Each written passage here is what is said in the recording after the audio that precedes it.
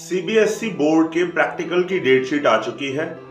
Board के practicals for class 12th 1 जनवरी से लेकर 14 फरवरी तक कंडक्ट होने वाले हैं। तो किन बातों का हमको ध्यान रखना है as a student? Point number 1, आपकी जो लैब मैनुअल है और आपकी ऑब्जर्वेशन टेबल हो गई उसमें वो बिल्कुल कंप्लीट होनी चाहिए और वो चेक भी होनी चाहिए और उसमें आपके स्कूल के प्रिंसिपल के साइन और स्टैम्प जरूर होना चाहिए। पॉइंट नंबर 2, अपने इंडेक्स को भी जरूर कंप्लीटली फिल करें और इंडेक्स को भी कंप्लीटली फिल करें और उसके साथ जो स्टार्टिंग में सर्टिफिकेट वाला पेज होता है, कई बार देखने को मिलता है कि वो स्टूडेंट ने फिल नहीं किया होता, तो वो आपके जो रिकॉर्ड है, जो रिटर्न रिकॉर्ड्स हैं, वो बहुत अच्छे से कंप्लीट होने चाहिए।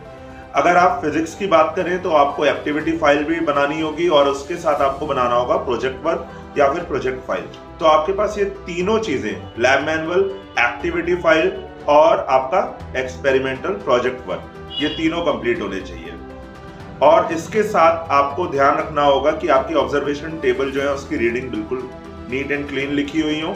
और उसके साथ आपको एक बात का और ध्यान रखना है कि जो आपने ग्राफ ड्रॉ की है उसका स्केल भी डिफाइन होना चाहिए। इसके साथ बहुत ही इंपॉर्टेंट पॉइंट ये है कि आपको आपके प्रैक्टिकल की नॉलेज होनी चाहिए।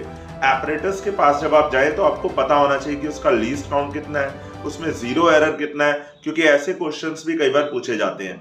और इसके साथ आपको बेसिकली पूरे सब्जेक्ट की थॉरो नॉलेज लेनी होगी। For example, suppose you are appearing for physics practical, तो आपको थ्योरी भी पूरा पढ़ के जाना है। डेरिवेशन पे ज्यादा फोकस ना करें, आप ज्यादा फोकस करें रेलेवेंट फॉर्मूलाज पर, क्योंकि फॉर्मूला पूछे जाएंगे या डेफिनेशन हो गए।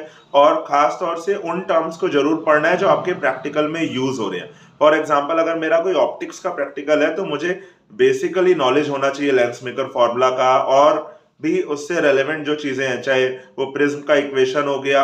आप थियोरेटिकली उस चैप्टर को और अच्छे से पढ़े। करंट इलेक्ट्रिसिटी की अगर हम बात करें तो वहां पर हमें पता होना चाहिए मीटर ब्रिज के बारे में, व्हीटस्टोन ब्रिज के बारे में, किरचॉफ लॉ के बारे में भी। तो हम थियोरेटिकल एस्पेक्ट को लेते हुए चले, पर हमें बहुत ज्यादा डेरिवेशंस की ओर नहीं जाना है। अक्सर जो एग्जामिनर्स हैं वो क्वेश्चंस पूछते हैं, वो रेलेवेंट होते हैं, आपके फॉर्मूला बेस्ड होते हैं या फिर न्यूमेरिकल भी कई बार पूछ सकते हैं।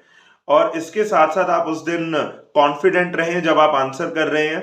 And while you are appearing for your practical exam, तो आपको एथिक्स के साथ जाना है। वहां पर आपका कंडक्ट बहुत अच्छा होना बहुत जरूरी है, आपका बॉडी लैंग्वेज अच्छा होना बहुत जरूरी है। उसके साथ आपके, जैसा कि मैंने आपको बताया, कि सभी आपका वर्क चेक होना चाहिए और आपकी इंटरनल एग्जामिनर के साथ भी अच्छी बॉन्डिंग होनी चाहिए। एज ए स्कूल टीचर, अगर आपकी